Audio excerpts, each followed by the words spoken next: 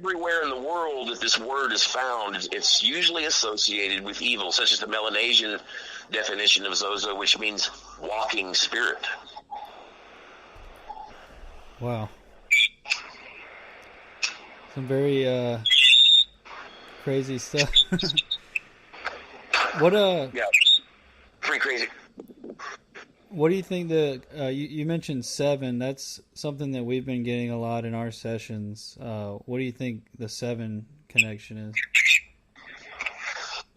Well, the 7, I'm dealing with the 7 right now, as a matter of fact. I'm seeing it everywhere, and perhaps for different reasons than my research. It appears to be a magical number, and I can tell you that I'm going through some very amazing times right now that, is the opposite of what I've gone through with so many bizarre and scary experiences. It seems the number 7, for instance, there seems to be the letter Z itself is, basically 2 inverted 7s. And when you look at, when you look at the times right now, like last year,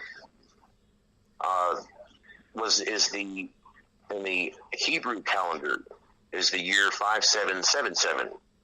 They call it the age of the Trumps, and very strange that in that year Donald Trump was elected president of the United States. And so, if we look, the 7 Spanish angels and all the 7s, that are everywhere in literature and everything, and it does. If you look at the letter Z, it's the 7th letter in the Hebrew alphabet, and it basically has a very powerful letter in that religion, in that group of thinking with its gematria. Everything is read from the bottom right to the top left. Yep. And in my research, I found a strange connection with Oz and Zo, that the grouping of the actual letters themselves can have a lot to do with its energy. And I found out through my research that they believe that the combination of O and Z, Om and Zeta, it puts off a good vibration, which according to gematria in the ancient Hebrew, that every alphabetic letter also stands for a number and a color. And I found that pretty interesting in my research, that they believe that the grouping of the letters O and Z was a good thing, but if you run that opposite, it has the exact opposite meaning. Wow. Which means that Zo would be bad. And, I've found literature from, a Zen Buddhist who was teaching his students. And he describes, and I've got screenshots of this on my blog, he described the word Zo as it's when the demons cause you to rock back and forth. Similar to what I would describe as the rainbow effect in Ouija. It's just, the connections are there, and it's like the letter 7, it doesn't mean it's a bad letter. It can be a very good letter, and I recently found what I call, my twin flame. And so there's been a lot of 7s in association with that whole thing. And so, these strange things continue to happen, not necessarily on such a bad level. I've kind of been out of the paranormal now for perhaps a year. We did a location a couple of months ago at the Sally House with Live Sci-Fi, but not much happened, and I just wasn't scared of that place. And it was like I went in there, and I was actually very bored in the Sally House, because there's just nothing was happening. And it's like when you've been through some of the experiences that I have, it kind of takes a lot to scare you, But I'll tell you, what scares me is when these teenagers get on Ouija boards, and it's it's very common. We've got a lot of people now that are proponents of the board that are saying that nothing bad happened, that it's all basically from The Exorcist, that Hollywood is basically damnified the Ouija board. But let me put my rebuttal to that. When that was presented to me at WouijaCon, with which they invited me as a speaker, as the 150th celebration of the actual, the history of the board, they asked me. I was one of the last ones to give a lecture on the Ouija board. Yeah. And during that time, I had heard, so many new proponents. After I basically predicted that there would be a huge movie made about the board. And when when the big budget, when Hasbro actually, here we have the actual makers, and I find this to be pretty ironic. Mm-hmm. We have the actual makers of the Ouija board that are saying that it's only a game, and then they want to finance a multi-million-dollar Hollywood movie, which basically says that it's not a game, that it can bring forth demonic entities. And so when I was told that, it was the Exorcist film that that really done the damage to the board, and I'm like, okay, well, let's go back in history and let's actually look at some ancient books that were written before 1900. In that time period, the kind of the spiritist movement, when the board was actually came out in 1891, when it was trademarked and all that kind of stuff. Yeah. Well, I started digging in some. I luckily gained access to a lot of vintage books on spiritism, and in these books, almost every one of them described an experience not unlike the ones that we're finding today, where entities would come through. They would use abbreviations, and they would straight up tell you that they're going to take you to hell, and bad things happen. And so, how is it that in 1892, this book was written, and several others written in the same decade, that described very wicked experiences with Ouija boards? And so, folks, it's not just the Exorcist that's damnified this thing. It's, and I can't honestly say that everybody that gets on a board has a really strange experience, but many people do. Definitely. Yeah, I know I have. Yeah. So when I Am Zozo came out, I mean, I remember when I watched that movie, I had already been thinking about Zozo a lot, and I just remember it made me feel super paranoid and everything. Like after we had the board move, and it spelled out some vulgarities about our friend and stuff, and he actually cried, and it was just like definitely it definitely draws you in to, like you were saying. It pulls you in. It's kind of, I've seen so many people, I have correspondence with people today that tell me that they can't get off the board. Yeah. That they've made friends with some invisible entity, and those are the cases that kind of freak me out, because that's this thing will pretend to be your dead grandma. Yeah. It'll pretend to be anything, and it'll have information about shit that you couldn't imagine. And so you get sucked into its psychosis, and basically time after time, when it finally reveals its true identity, it's too late. It's already sucked you in.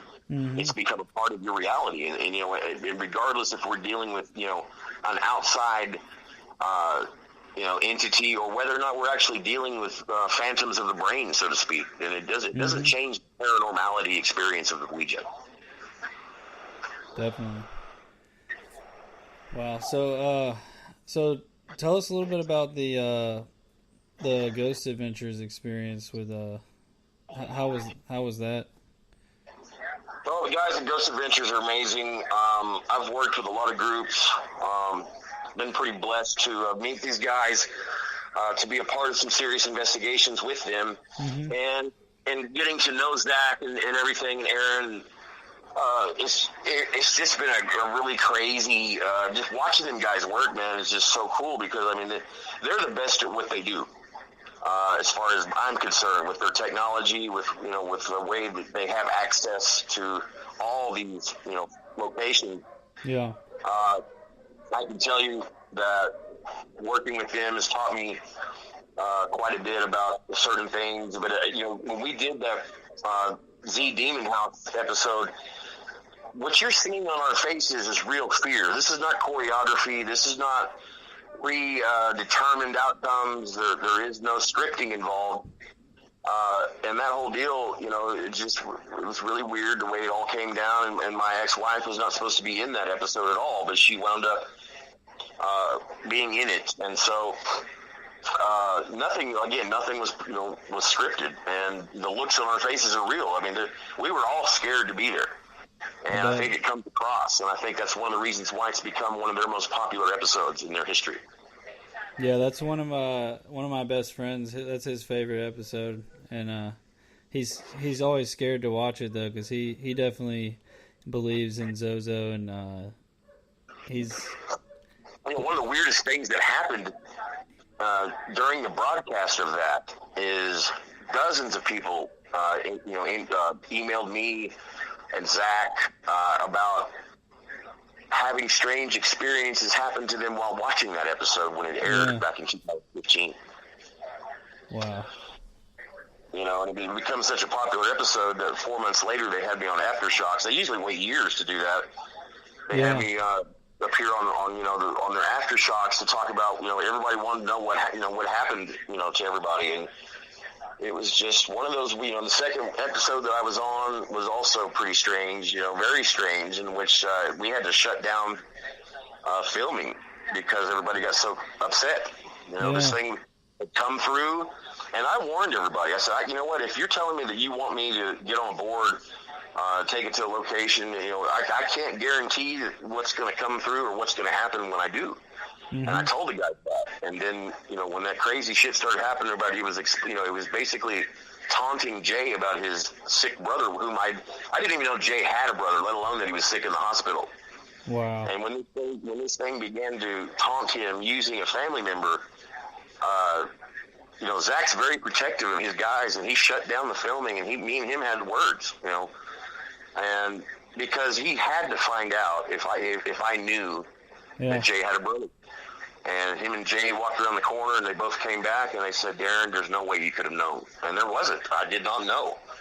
But at that point, things had begun to get so crazy on the board that they made the decision that it's probably best just to leave that alone and just send Darren Evans on home, Wow. That's wild. Yeah, I saw we had one question in the chat. Hold on one sec. It was one sec. Why do you think that some people have extremely negative experiences with Zozo and yet some people don't? I guess asking about if people have a more positive. Do you think it's... What do you think about that? I'm actually talking to a gentleman who had approached me here recently about him becoming possessed by Zozo through some very strange circumstances where he was not actually on the board.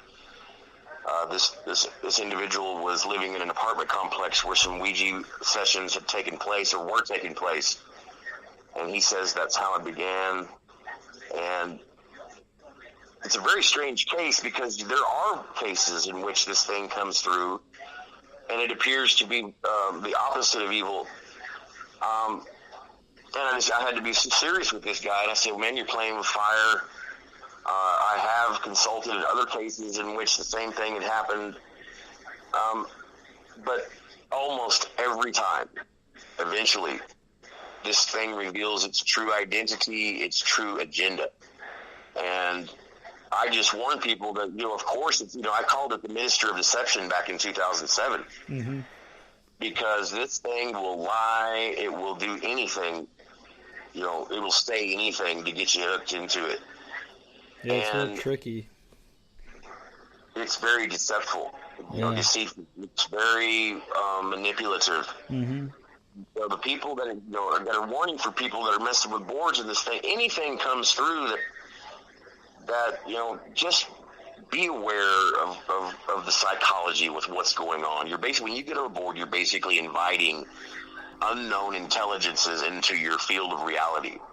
Yeah. And that's what people don't understand. They go into these sessions because, number one, your basic paranormal enthusiast is going to look for somehow to talk to the other side, and usually it's through a board, and the bottom line is how many times and how many stories and how many things have happened to people of a good nature that have come through. I can't think of too many. And you know what? Because of my affiliation, I've happened to run across a lot of the scarier stories involving tragedies, cases involving severe hauntings. Yeah. And it was thought, it was recently polled on paranormal researchers and investigators what they thought the most common element in hauntings were, and 9 times out of 10, there's an overwhelming percentage that say through the use of a Ouija board. Mm-hmm. So that's the reality we have to deal with. I mean, People can talk till they're blue in the